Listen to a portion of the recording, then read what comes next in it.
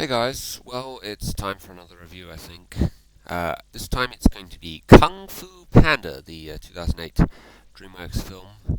I'm obviously not going to the cinema this time to go and watch it. I've just downloaded an online feed of it, and now I'm going to go and watch it. So I will see you guys in about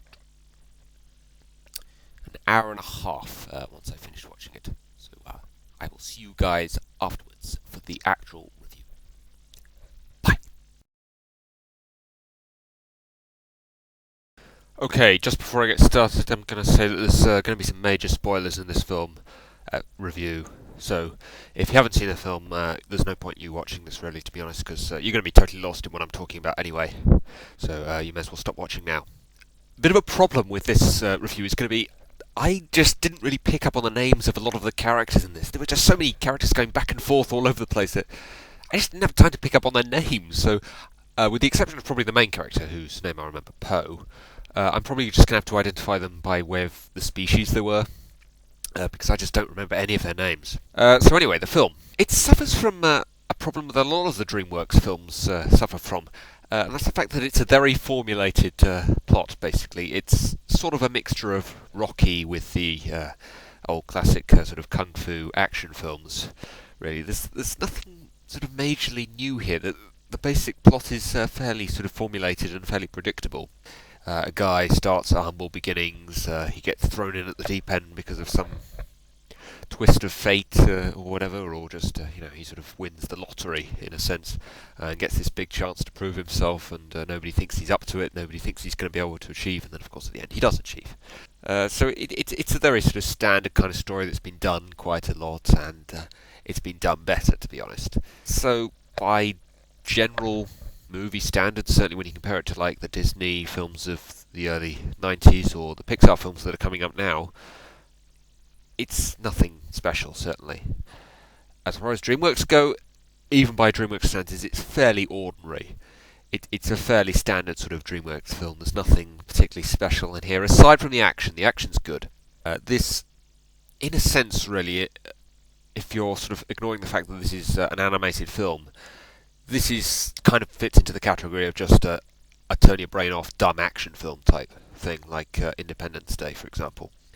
And I don't really like a lot of action in animated films. The thing I like about action in live action, particularly this kind of action, kung fu fighting sort of thing, is just kind of appreciating how much effort will have gone into making the effects, the choreography, and just the actors back and forth.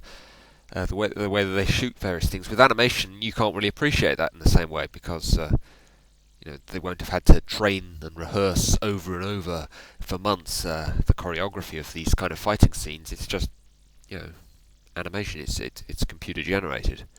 Obviously, there's a lot of work goes into computer generated animation as well, but it doesn't have the same feel for me personally. But that's probably a very sort of personal thing.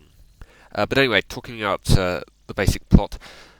I don't really understand why Poe's dad is a duck. I assumed at some point towards the end of the film he was going to reveal that he was adopted or something, and he never did that, so I don't know, there's been a sequel that's come out since then, maybe it's explained in that, I don't know. Then of course he gets sort of thrown in at the deep end trying to fight this big sort of villain guy who was pretty formidable, I have to say, and then he's just trained for the rest of the film, and at the end he fights him and defeats him, really. Aside from that, the plot is fairly non-existent, I'd say. It's mostly just action. And a couple of things I don't really get. This villain guy escapes from this highly secured prison that has been built like specifically for him. He's been in there, I suppose, I think they mentioned he's been in there for several years or something, and only now does he choose to escape, and he doesn't really have any difficulty escaping either. I don't really understand why didn't he just do that before. Then what were they called, the Fantastic Five or the Fabulous Five? I can't quite remember, something like that. They go off and fight him, and obviously they lose. And obviously the sort of big question now, I suppose, is well, if they can't beat him, how's Poe supposed to beat him? And he just sort of does, I suppose. It's kind of odd. Also, the sort of Mr. Miyagi type character, the trainer, he's fighting for like the first sort of 2/3 of the film, maybe the first half, maybe I'm not quite sure. he's trying to get Poe to give up and go back to where he came from, so that one of his like five can fight this villain type guy whose name I can't remember, I'm afraid.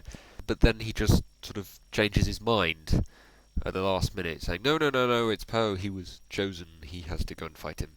So again, I don't really understand that sort of change of heart type thing, but whatever. I'm trying to think, is there anything else really that I remember about this film that I could really comment on? Because like I said, it's mostly just action. There isn't much to say about it, to be honest. It was good action. I like the voice acting, actually. The guy who does the voice of the villain, can't remember who it was. He was good. I'm going to have to look up some of the actors, I think, because I want to give them credit. Because I thought the voice acting was actually pretty good. I know Jack Black was the voice of Poe. Dustin Hoffman as the training type guy, whose name I can't remember. Really good performance of that. I thought he was really good.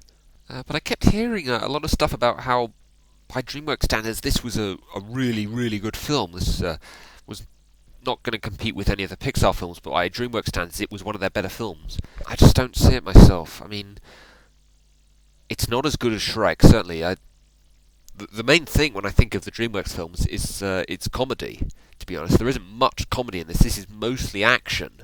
I compare it to, say, How to Train Your Dragon. It's not a patch on How to Train Your Dragon. How to Train Your Dragon is the one sort of non-formulated animated DreamWorks film that I have seen to date, to be honest. Megamind was perhaps not totally formulated. There was a little bit of formulated element to it, I felt, but How to Train Your Dragon was totally sort of non-formulated. That's what I really liked about it when you compare it to the other DreamWorks films. This is very formulated. It's very standard. It's very predictable. It's really just there for the action, I think. It's a dumb action film, and in the case of animated films, I don't really like that, to be honest. It's just not something that personally would interest me. An animated film that is basically just a dumb action film. I do like dumb action films.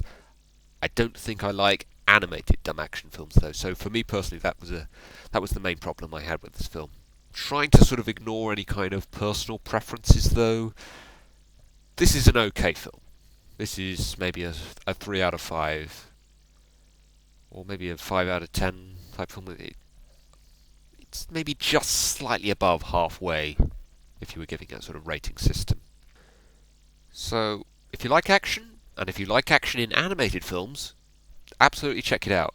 If you don't like action, don't check this out, because there's really nothing else about this film that's worth seeing.